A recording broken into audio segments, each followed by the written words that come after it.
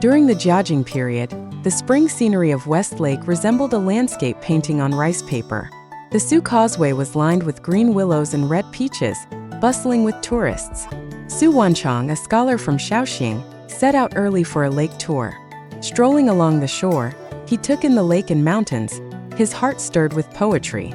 Before he knew it, he had reached Gushen. Looking up, he saw a group of literati in a pavilion, writing and reciting poems in a lively farewell gathering. Curious, Su Wanchong wandered in to observe. But as the scholars, deep in conversation, noticed the stranger, their faces showed displeasure. Their brocade robes and jade belts carried an air of arrogance, as if their elegant gathering had been disrupted by an uninvited guest. Seeing Su Wanchong dressed in plain cloth and looking somewhat shabby, the host reluctantly said, "We are here to bid farewell and recite poems. If you're interested, you may add a few lines." With that, he handed over a beautifully mounted scroll. Several young scholars covered their sleeves, stifling laughter. Su Wanchong remained unfazed. He took the scroll and examined it carefully. It depicted a scene of farewell at the Willow Pavilion. Willow branches swaying gently, figures in the pavilion reluctant to part. Though not a masterpiece, the painting was skillfully done. However, the poems were filled with clichés, lacking originality. After reading, Su Wanchong pondered in silence. Seeing Su Wanchong remain silent and unwilling to leave, the host assumed he was merely pretending to be refined and lacked real knowledge.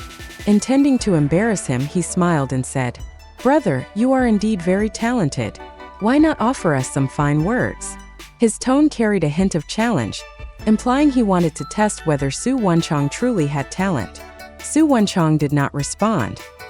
He picked up his brush, dipped it in ink, and gazed outside the pavilion.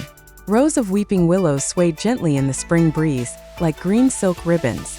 After a moment of thought, he wrote, "A willow tree in the east, a willow tree in the west, a willow tree in the south, and a willow tree in the north."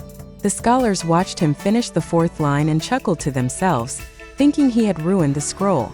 Some grew impatient, ready to question him, when suddenly Su Wanchong continued writing. "Even if there are thousands of green silk threads, how can they hold the pedestrians?" After reading these lines, everyone was stunned. The unexpected turn and brilliant ending instantly brought the poem to life. When read together, the verses were rich in emotion and imagery. Smooth, refined yet accessible, completely different from the previous clichés. The scholars couldn't help but exclaim in unison, "What a masterpiece! What a masterpiece!" At that moment, in the quiet valley of Gushen, the mournful calls of cuckoos echoed. Moved, Su Wanchong added. "The cuckoos cry in front of the mountain, behind the mountain, on the mountain, and below the mountain. I can't go on, I might as well go home." The cuckoo's call became a poignant footnote to the poem, deepening its emotion and lingering charm.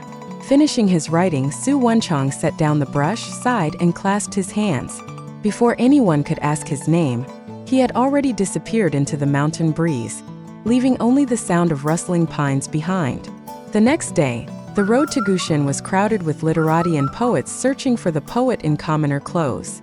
From then on, every spring, people visited Gushen to listen to the birds singing in the valley, immersing themselves in the lingering sorrow of the poem. The place became known as the Sound of the Empty Valley.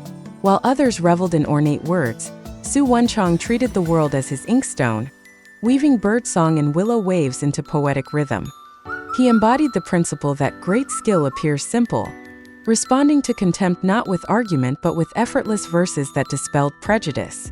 His way of engaging with the world became a lasting tale in the flowing ink of time. Listen to Sock Tales to learn the wisdom of life. Fortune rises from the heel.